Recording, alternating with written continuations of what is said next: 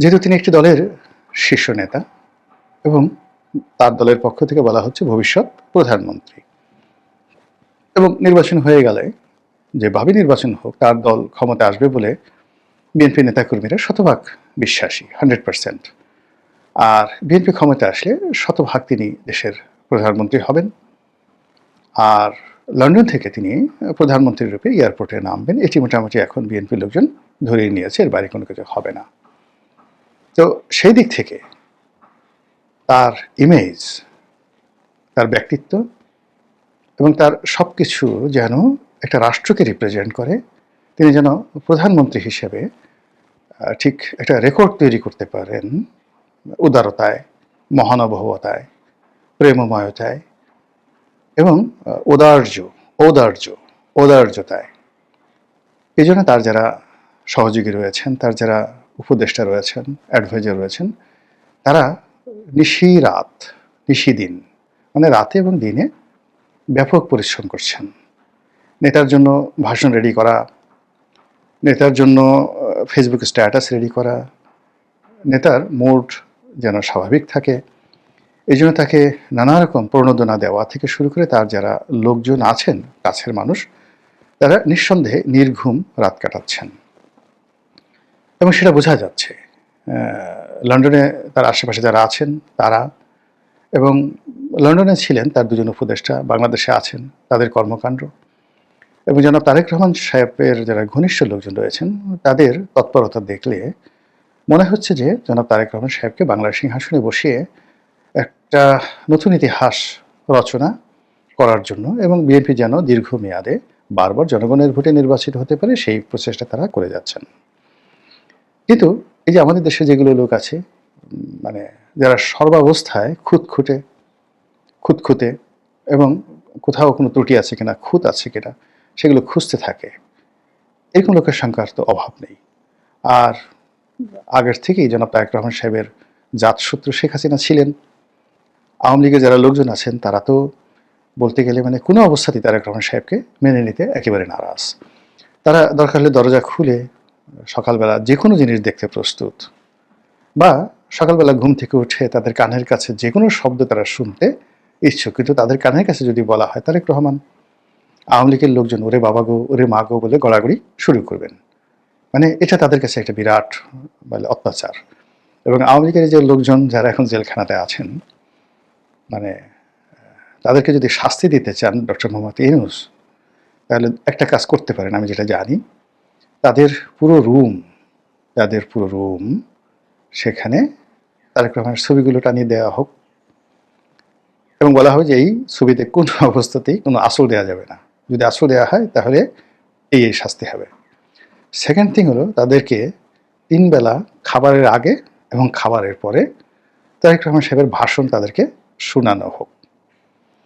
আপনি গিয়ে দেখবেন 1 সপ্তাহের এই থেরাপিতে আওয়ামী লীগের লোকজন পুরো কাপড় চোপড় নষ্ট করে জেলখানাতে তারা একেবারে হাসপাতালে ভর্তি হয়ে যাবে, তাদেরকে আর আনতে পারবেন না, এর চেয়ে শাস্তি আর তাদের কাছে নেই। এরকম অবস্থা তারেক রহমান সম্পর্কে আওয়ামী লীগের যারা লোকজন তাদের অ্যালার্জি, এটা আপনি লিখে রাখে দেখেন, এটাই অবস্থা।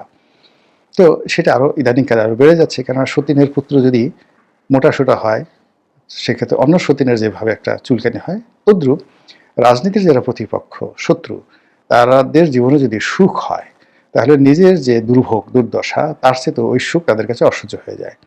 আওয়ামী লীগ এখন দৌড়ানির উপর আছে, প্যাদানির উপর আছে, কিন্তু এটা তাদের কাছে যতটা না কষ্টের, তার সাথে বড় কষ্টের হলো তারেক রহমান সাহেব প্রধানমন্ত্রী হচ্ছেন। এবং তারেক রহমান সাহেব যেদিন প্রধানমন্ত্রী রূপে শপথ নেবেন, সেদিন আপনি দেখবেন যে দিল্লিতে শেখ হাসিনার বাসায় কি হয়, কি যে ঘটবে একমাত্র আল্লাহ রাব্বুল আলামিন জানেন। শেখ হাসিনা যেদিন ক্ষমতা হারিয়ে তিনি হেলিকপ্টারে উঠেছেন, ওই বেদনা তার কাছে যতটা না নির্মম, ওই স্মৃতি তার কাছে যতটা মানে কষ্টের, কিংবা তার 32 নম্বর ভেঙে ফেলা হয়েছে ওটা তার কাছে যতটা কষ্টের, তার চেয়ে বেশি কষ্টের হলো যেদিন তিনি দেখবেন যে তারেক রহমান সাহেব প্রধানমন্ত্রীর রূপে শপথ নিয়েছেন এবং শেখ হাসিনা যে আসনটিতে বসেছেন সেই আসনে তারেক রহমান সাহেব বসে সরকারি দলিল দস্তাবেজে স্বাক্ষর করছেন। এটা তার জন্য অতি কষ্টের। এই কারণে কি হচ্ছে, তারেক রহমান সাহেবকে পচানোর জন্য, ছোট করার জন্য বিএনপির লোকজন প্রাণান্ত চেষ্টা করছে। একইভাবে জামাতের যারা লোকজন আছেন, অন্যান্য যারা লোকজন আছে যারা হাইডেন এনিমি, তারাও কিন্তু তারেক রহমান সাহেবের মানে নিয়ে নানা রকম তারা ন্যারেটিভ তৈরি করে ফেলছেন। এখন আমি দেখলাম যে তারেক রহমান সাহেব যে একজন সামরিক কর্মকর্তা, ডিজিএফ এর একজন সামরিক কর্মকর্তা, তার সঙ্গে তিনি একটা সময় অনভিপ্রেত আচরণ করেছেন, আনএক্সপেক্টেড, অশোভনীয়, তারপরে শোভনীয় ছিল না, আপত্তিকর। তো সেটাকে তিনি স্মরণ করেছেন এতকাল পরে। ভদ্রলোক একজন মেজর জেনারেল, তার নাম রুমি, এবং সেই রুমি সাহেবের সঙ্গে তিনি খারাপ আচরণ করেছিলেন একদিন।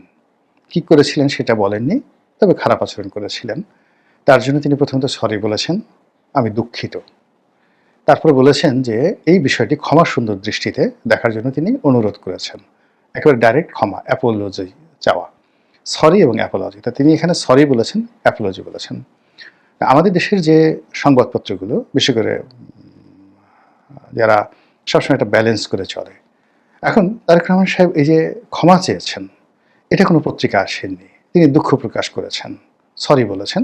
এটা প্রথম আলো থেকে শুরু করে অন্যান্য পত্রিকায় এসেছে। কিন্তু আপনি যদি তার শব্দগুলো উচ্চারণ দেখেন, তাহলে তিনি প্রথমে সরি বলেছেন এবং বিষয়টির জন্য তিনি ক্ষমা প্রার্থনা করেছেন, তারপর আবার সরি বলেছেন, অ্যাগেইন সরি বলেছেন। এখন বক্তব্য হলো যে তারেক রহমান সাহেব যেখানে ক্ষমা চেয়েছেন, আমরা সেখানে সেটাকে সরি বলছি কেন? তিনি কি ক্ষমা চাইতে পারেন না?